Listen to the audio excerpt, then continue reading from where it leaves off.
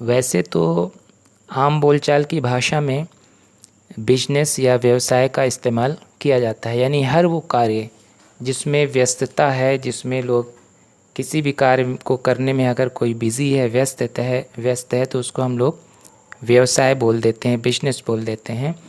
लेकिन बिजनेस की भाषा का अगर हम इस्तेमाल करें, व्यवसाय के टर्म का अगर हम इस्तेमाल करें, तो हर कार्य व्यवसाय नहीं है।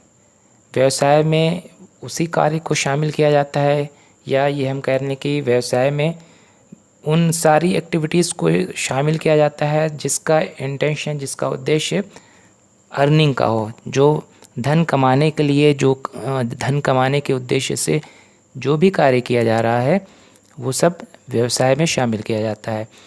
जैसे कि मान लो औद्योगिक उत्पादन है, एक इंडस्ट्री है, उसके अंदर प्रोडक्शन चल रहा है और उसमें जितने सारे लोग भी काम में लगे हुए हैं उनका उद्देश्य धन कमाने का है, अर्निंग करने का है। तो ये जो इंडस्ट्रियल प्रोडक्शन हो रहा है इसको हम व्यवसाय कहेंगे।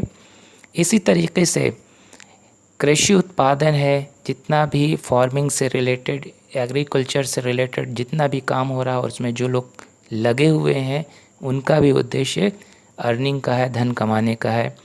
इसी तरीके से जो थोक और फुटकर व्यापारी होते हैं, यानी कि जो होलसेलर है और रिटेलर है, इनके ज़रिए जितना भी परचेजिंग और सेलिंग होती है, यानी कि माल का जो क्रय विक्रय होता है, ये भी हम व्यवसाय या बिजनेस में इसको शामिल कर लेंगे, क्योंकि इनके ज़रिए जो क्रय विक्रय किया जा रहा है उसका उद्देश्य भी धन कमाने का है। इसी तरीके से कुछ सर्विस सेक्टर हैं या डायरेक्ट सर्विस कुछ लोगों के ज़रिए दी जाती हैं और उनके पास एक ख़ास एरिया में ख़ास तरीके की नॉलेज होती है और इस नॉलेज के ज़रिए वो अपनी सेवाएं देते हैं। जैसे कि डॉक्टर हैं, वकील हैं, एडवोकेट, टीचर हैं, तो इंजीनियर है, इन सब की जो सर्विसेज हैं ये डायरेक्ट सर्विसेज है और ये जो सर्विस देते हैं इसके पीछे का भी जो उद्देश्य है वो सिर्फ़ और सिर्फ धन कमाना ही है। धन कमाते हुए ये समाज को अपनी सर्विसेज या सेवाएं देते हैं। तो इतनी सारी चीज़ें हैं जो कि व्यवसाय में, बिजनेस में हम इनको शामिल कर लेते हैं। अब हम अगर इनका क्लासिफिकेशन कर दें, वर्गीकरण कर दें, तो उस क्लासिफिकेशन के ज़रिए हम उसको आसानी से समझा सकते हैं। जैसे कि अगर हम बिजनेस की बात करें तो बिजनेस में हम एक तो कॉमर्स यानी कि वाणिज्य को शामिल करेंगे, इंडस्ट्री है और डायरेक्ट सर्विसेज हैं। इसी तरीके से ये जो कॉमर्स है ये भी बहुत ही ब्रॉड सेंस में हम इसको इस्तेमाल कर सकते हैं और इस कॉमर्स में हम सिर्फ ऐसा नहीं है कि हम सर्विसेज को शामिल करें, हम ट्रेड को शामिल करते हुए यानी क्रय विक्रय का कार्य करते हुए क्रय विक्रय को करने के लिए और जो ज़रूरी सर्विसेज हैं जिसको हम सहायक क्रिया या ऑक्सिलरी सर्विसेज बोलेंगे, तो किसी भी ट्रेडिंग के लिए यानी व्यापार के लिए सर्विसेज का होना बहुत ज़रूरी है और बिना इस ऑक्सिलरी सर्विस या सहायक सर्विस के बिना व्यापार का कार्य नहीं हो पाएगा। तो इस कॉमर्स में यानी वाणिज्य में हम ट्रेड को शामिल कर सकते हैं और ट्रेड को हम फिर दो भागों में डिवाइड अगर कर देते हैं, दो पार्ट में डिवाइड करते हैं, तो पहला हो जाएगा देसी व्यापार यानी कि इनलैंड ट्रेड और दूसरा हो जाएगा विदेशी व्यापार यानी कि फॉरेन ट्रेड। और इस फॉरेन ट्रेड में भी हम इंपोर्ट और एक्सपोर्ट दोनों को शामिल कर सकते हैं। इसी तरीके से अब ये जो ट्रेडिंग का कार्य हो रहा है, ट्रेडिंग का काम हो रहा है, यानी कि गुड्स का परचेज़ और सेलिंग का जो कार्य हो रहा है, इसके लिए कुछ सर्विसेज ली जाती हैं और वो सर्विसेज क्या है वो मैं बताता हूँ। जैसे कि ट्रांसपोर्ट है, बैंक्स है, स्टॉक एक्सचेंज है, इंश्योरेंस है, कम्युनिकेशन एंड पोस्ट डिपार्टमेंट है, एडवर्टीज़मेंट है, वेयर हाउस है।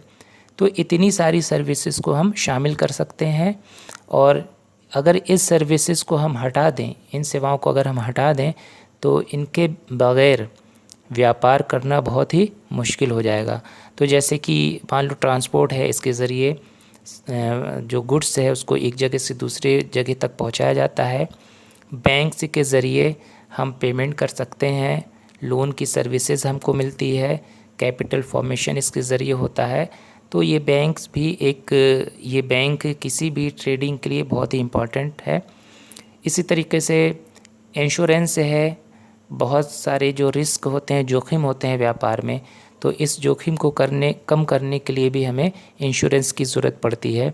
इसी तरीके से जितना भी कॉरेस्पॉन्डेंस का काम है, कम्युनिकेशन है, संचार है, सूचनाओं का जो इन्फॉर्मेशन को हम एक से दूसरे जगहों तक पहुंचाते हैं, तो ये सारा कार्य भी कम्युनिकेशन और पोस्ट डिपार्टमेंट करता है। एडवर्टीज़मेंट के ज़रिए किसी भी प्रोडक्ट को, जो कोई नया प्रोडक्ट लॉन्च हुआ है, उसकी जो इन्फॉर्मेशन है वो जो कस्टमर है, ग्राहक है, उस तक पहुंचाई जाती है, तभी उस प्रोडक्ट की डिमांड होगी।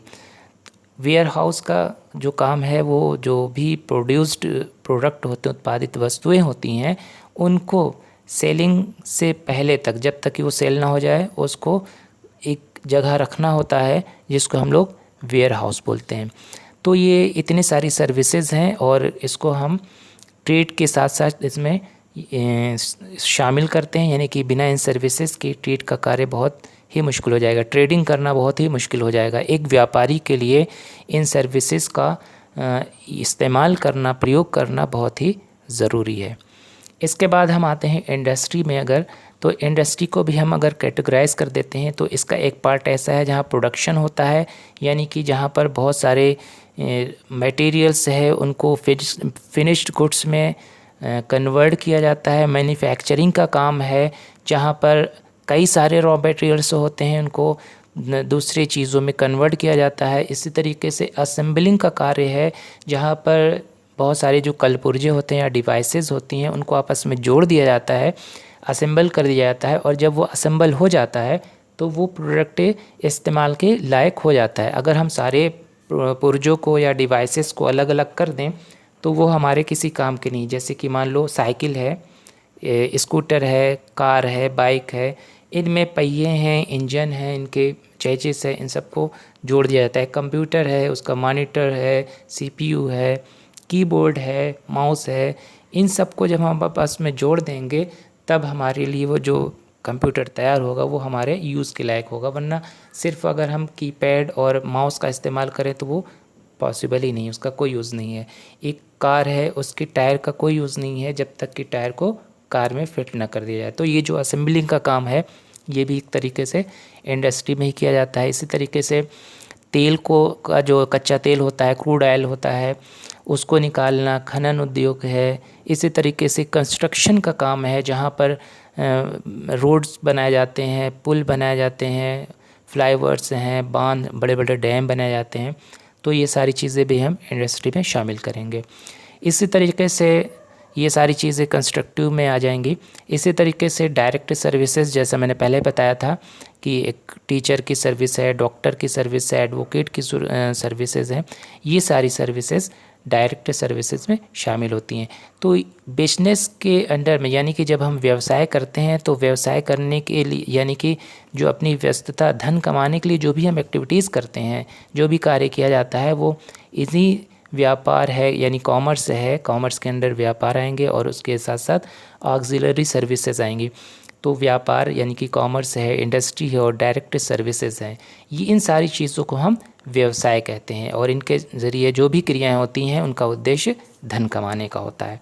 तो आप लोगों को व्यवसाय के बारे में अच्छे से समझ में आ गया होगा। आपका अगर कोई भी कन्फ्यूज़न है आपको व्यवसाय बिजनेस को लेकर, कोई क्वेश्चन है, आप कमेंट्स बॉक्स में इसको पूछ सकते हैं। साथ में अगर आपको वीडियो पसंद आई है तो आप इसको लाइक करिएगा, शेयर करिएगा। Okay, bye.